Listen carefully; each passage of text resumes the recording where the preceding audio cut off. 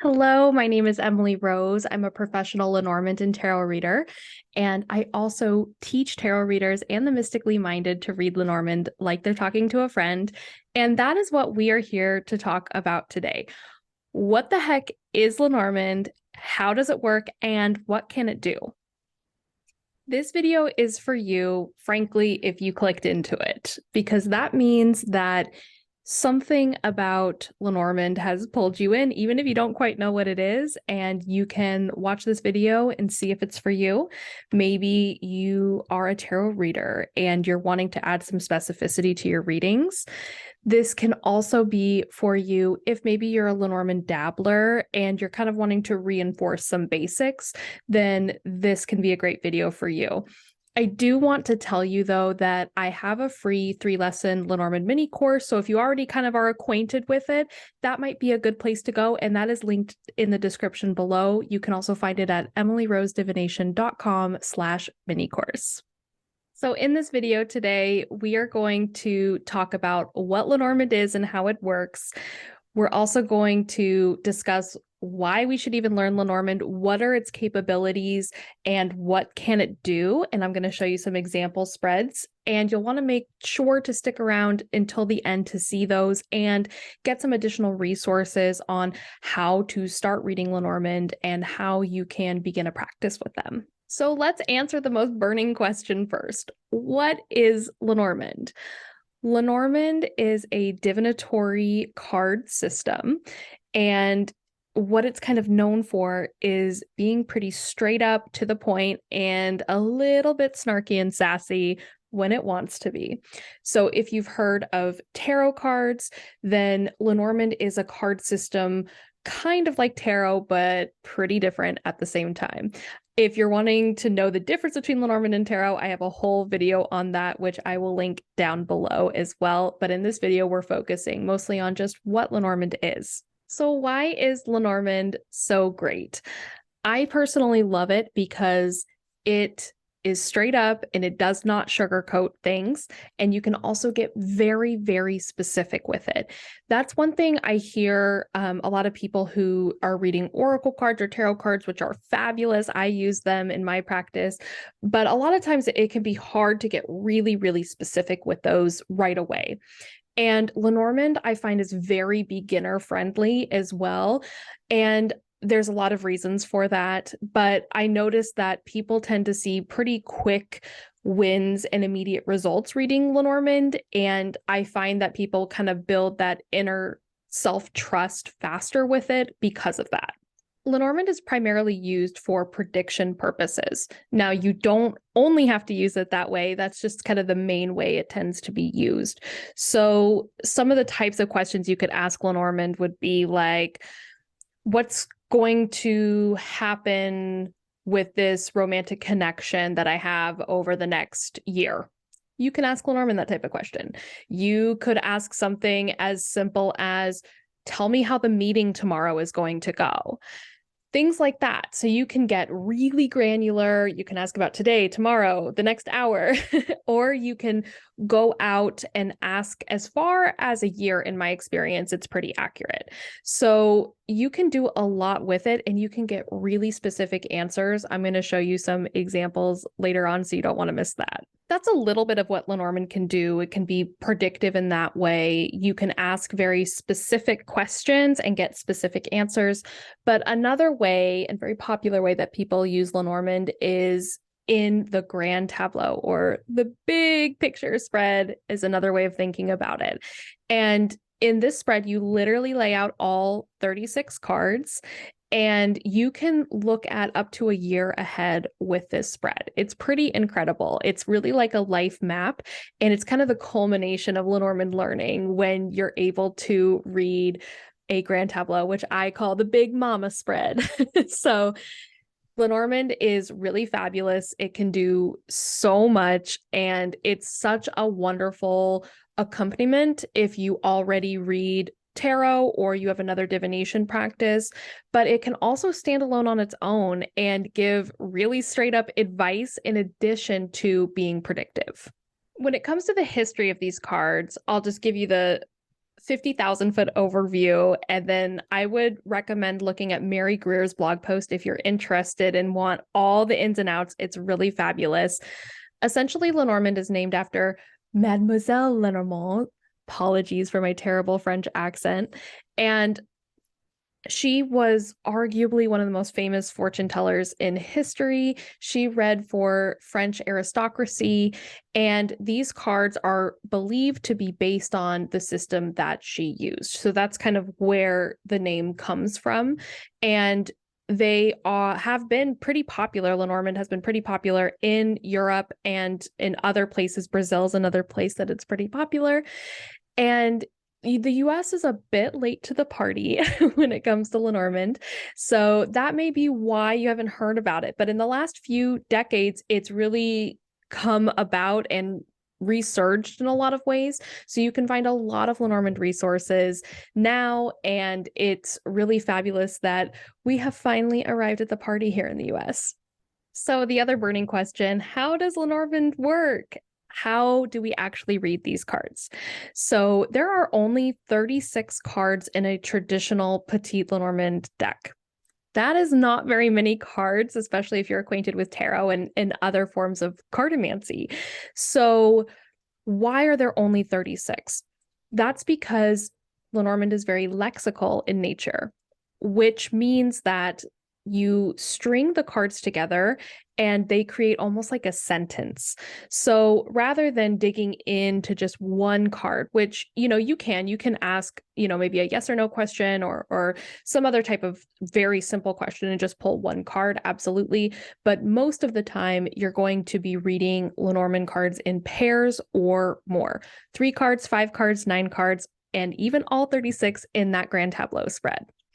You're probably thinking, just show me already. Show me how these cards work. So let me go ahead and show you what a typical Lenormand question and spread could look like. Just know that Lenormand can do so much, and I'm only giving you a very small window look into it here for time's sake, but it is just such a wonderful tool, and I hope you fall in love with it just like I have. So let me show you Lenormand in action, and I'm using the Black Salt Lenormand by Logan Townsend. It's such a fun and nostalgic deck, as you can see from the child card and ring card over here. So let's get into this spread. My client came to me and asked, what is happening with this job offer? So she had interviewed for a job. She knew that she would be offered the position because they verbally said that to her, but she hadn't yet received the formal offer letter. So that's kind of the context that we're in here. And with Lenormand, context or your question is massively important. So let's break it down. What will happen with this job offer? And I'll just tell it to you straight like Lenormand and then break it down here.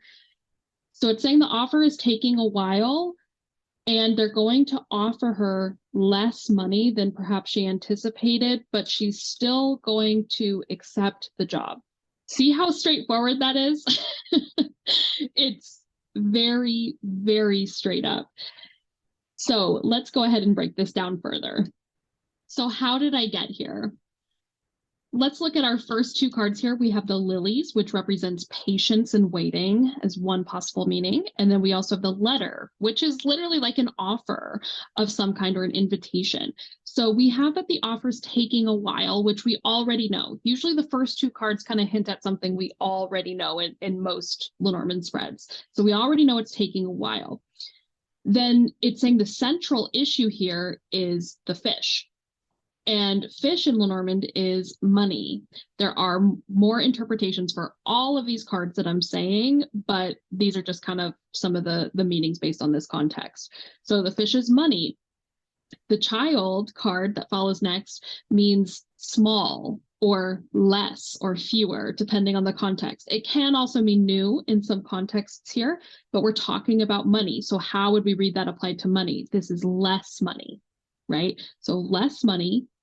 But then the last card kind of says how the situation will resolve in some way. And we have the ring. This is a contract or a commitment. So it's saying that she'll probably still accept this offer, even though it's less money. So you see how straightforward that is and to the point. She wanted to know what will happen with the offer. We can see it's taking a while. They're going to offer her less money, but she'll accept it.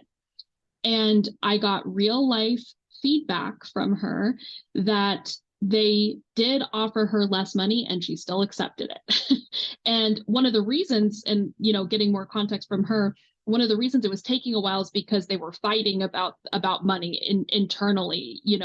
Hiring manager wanted her to have more and the other department didn't. So, and back and forth.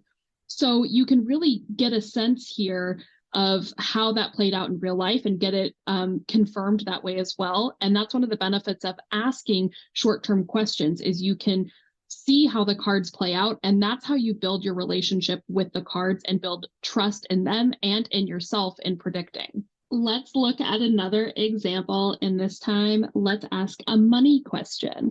So this is a question that came from one of my clients, and she wanted to know, what is happening with my money? Just a general kind of state, what's happening with my money? So to put it very simply here, just in straight Lenormand fashion, her money is growing, her wealth is growing, but her financial institution is nibbling away at it. I told her this, that her wealth is growing overall, but her financial institution is nibbling away at it a bit.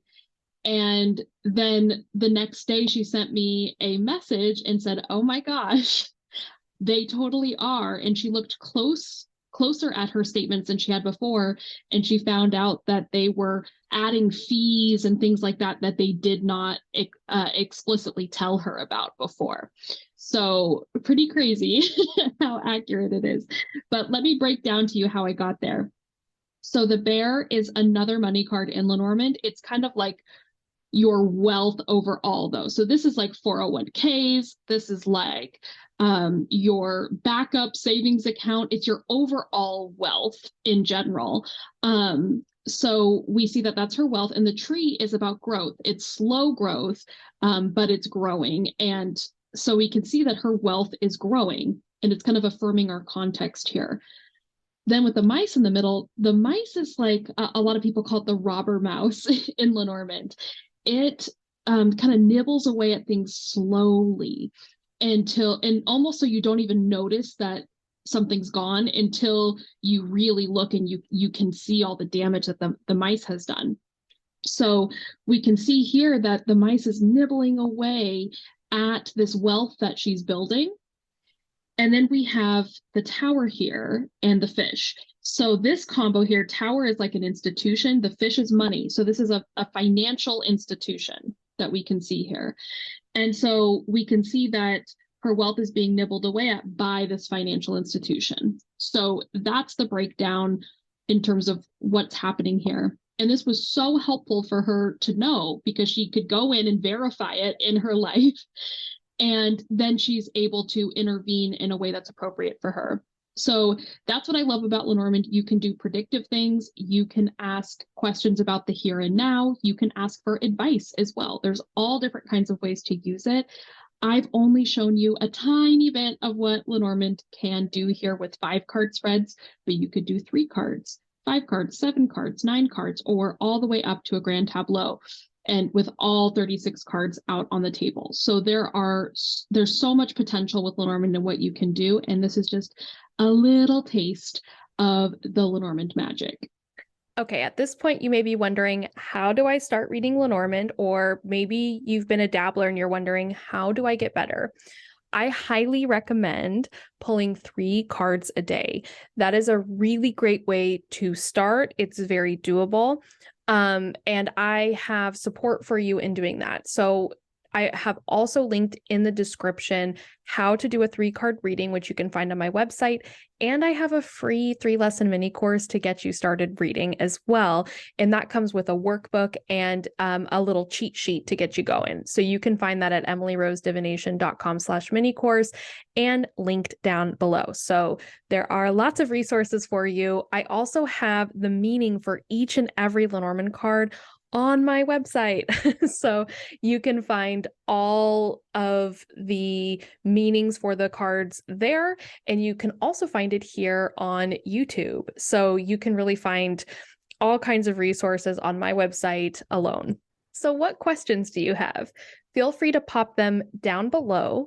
And I'm thinking about creating a series from this and creating more Lenormand videos and resources for you guys. So if you do have any questions, pop them down below. If you have things you want me to talk about in future videos, pop that down below as well.